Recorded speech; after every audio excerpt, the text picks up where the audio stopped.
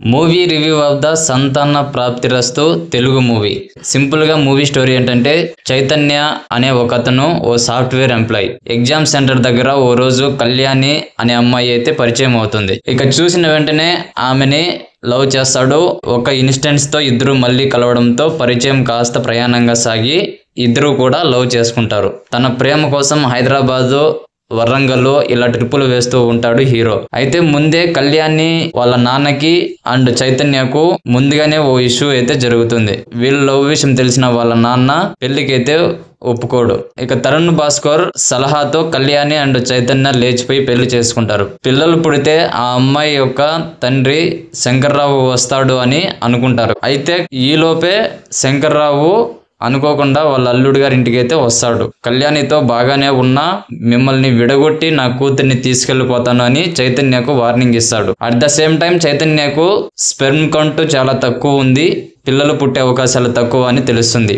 ఈ విషయం కళ్యాణికి చెప్పకుండా దాస్తాడు చైతన్య. కళ్యాణ్ రావు తన కూతురుని అల్లుడు నుంచి విడగొట్టడానికి చేసిన ప్రయత్నాలు ఏంటి, చైతన్య కళ్యాణిలకు పిల్లలు పుడతారా లేదా, అసలు చైతన్య శంకర్రావు మధ్య ఇష్యూ ఏంటి, వీళ్ళ లైఫ్ లో తరుణ్ భాస్కర్ ఎవరు, పిల్లలు పుట్టే అవకాశాలు తక్కువ అనే విషయం కళ్యాణి తెలిసిందా లేదా, తెలిస్తే ఒకవేళ ఏమయ్యింది అన్నదే మిగిలిన స్టోరీ. సంతాన ప్రాప్తిరస్తు అనే టైటిల్ పెట్టి పిల్లలు పుట్టకపోవడం అనే కాన్సెప్ట్ మీద సినిమా తీయడమే నాకు చాలా ఇంట్రెస్టింగ్ గా అనిపించింది అండ్ ఆశ్చర్యం కూడా వేసింది. ఫస్ట్ హాఫ్ అంతా కూడా హీరోయిన్ లవ్ ట్రాక్ అండ్ పెళ్లి, హీరో సాఫ్ట్వేర్ ఆఫీస్ సీన్స్ తో సింపుల్ గా అక్కడక్కడ కొంత కామెడీ అయితే రన్ అవుతుంది. ఇక ఇంటర్వెల్ కి శంకర్రావు కూతురు అల్లుడిని విడగొట్టాలని ఛాలెంజ్ చేయడం, చైతన్యకు స్పెర్మ్ కౌంట్ చాలా తక్కువ ఉందని తెలియడంతో నెక్స్ట్ ఏం జరుగుతుందని ఒక క్యూరియాసిటీ అయితే వచ్చింది. సెకండ్ హాఫ్ లో ఈ పిల్లలు పుట్టరు అనే పాయింట్ ను చూపిస్తూనే నాన్న మరియు భర్త మధ్యలో నలిగిపోయిన ఒక అమ్మాయి కథగా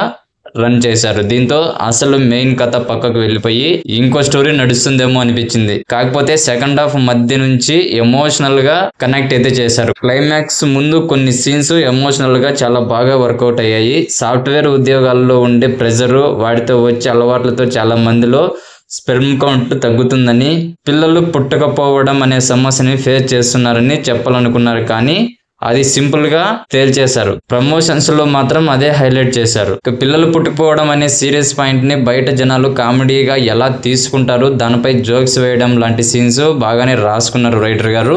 పిల్లలు పుట్టకపోవడము, స్పెర్మ్ కౌంట్ తక్కువ ఉండడము లాంటి కాన్సెప్ట్ తో చాలా సినిమాలే వచ్చాయి. ఈ సంతాన ప్రాప్తిరస్తు కూడా అందులో ఒకటి. కాకపోతే కొత్తగా భర్త మరియు నాన్న మధ్య నలిగిపోయి అమ్మాయి క్యారెక్టర్ ను యాడ్ చేశారంతే. అయితే సినిమా అంతా వరంగల్, హైదరాబాద్ బ్యాక్ డ్రాప్ లో తీయడంతో కొంతమంది తెలంగాణ స్లాంగ్ పెట్టారు, కానీ అది కూడా వర్కౌట్ అవ్వలేదు. పర్ఫార్మెన్స్ వైజ్ గా చూసుకుంటే చాలా ఫిట్ గా ఉండే విక్రాంత్ ఈ మూవీ కోసం లావుగా అవడానికి, సీనియర్ సాఫ్ట్వేర్ ఎంప్లాయీగా కనపడడానికి బాగానే కష్టపడినట్టున్నాడు.